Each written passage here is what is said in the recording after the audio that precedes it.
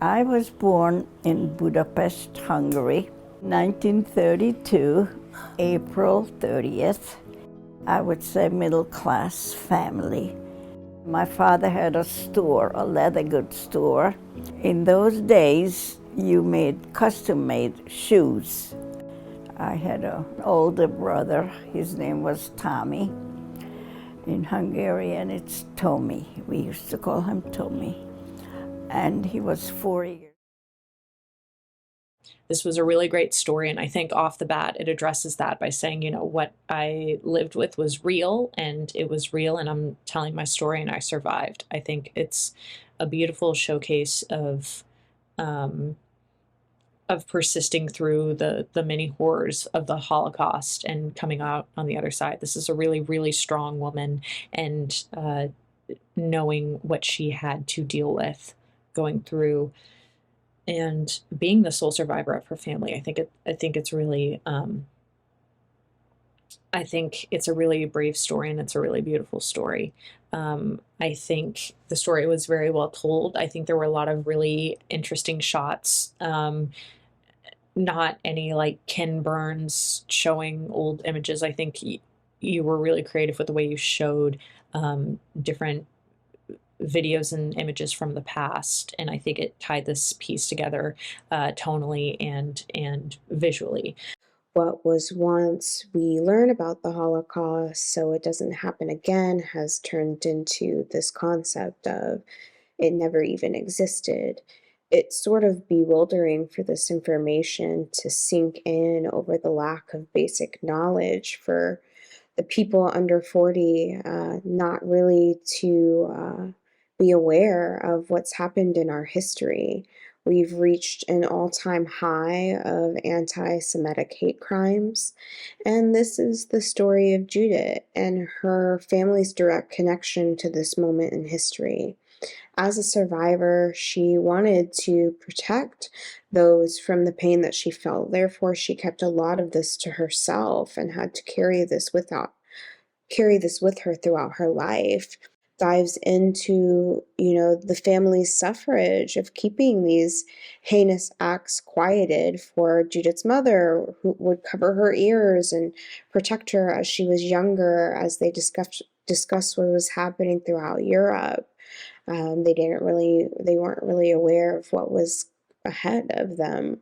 And this kind of carried throughout her, life. It was so interesting to me of when they had this dialect of this conversation of, they were allowed to watch things such as Roots, but when it came to their own lineage, when it came to the Holocaust, it was kept from them. For the pain was at times too overbearing for her to handle. She says phrases like, I don't know how to get rid of these memories. I sigh and I cry in silence. So it's really cool to be able to see this perspective and see this journey of where she had come from, what she has done with her life, and where she continues ahead. I thought it had very great energy throughout, and all of the family, were very good in their interviews and keeping this, moving and feeling like you're invested in this woman's experience in the past, but also her experience now in the present with her family, and how amazing, that she was survived and this family was made because she was still around. I like the opening question, that the interviewer presented, the filmmaker presented to to Judith,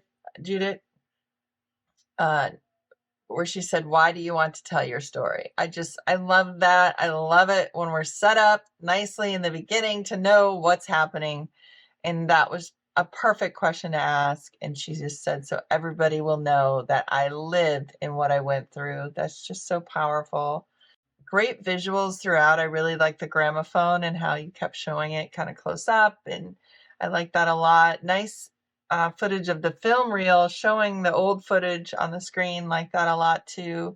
Just such a heartbreaking story of her escaping, and her family being left behind and being taken to be killed. It's really eye-opening. She goes into a lot of family memories and experiences and ties it in really well with history, and then brings it very smoothly into her present life and her children's lives, the community, and the impact on her as a person and as an artist and writer and movie maker.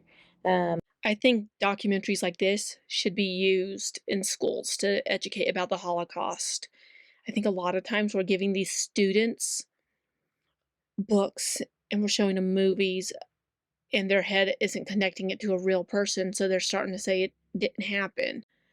And it doesn't help when if they have parents teaching it. If they see things like this where this woman's background shows that she's in her home, there's pictures, there's a little bit of clutter, it really will set into their minds strong that this did happen. This is real, and their stories are important that we still need to learn them.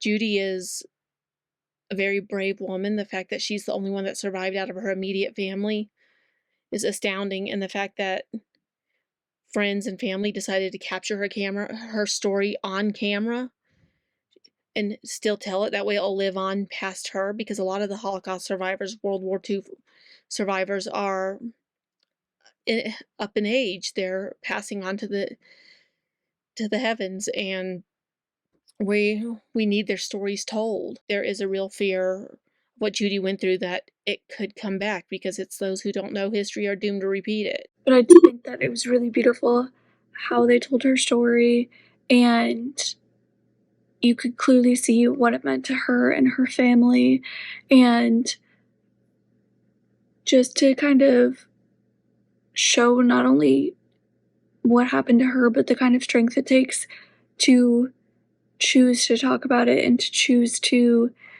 open up about it, and just how much, even though she did survive, how much in a way it really does haunt her every day. In a lot of ways, it's, not just some part of history that they're exploring or talking about.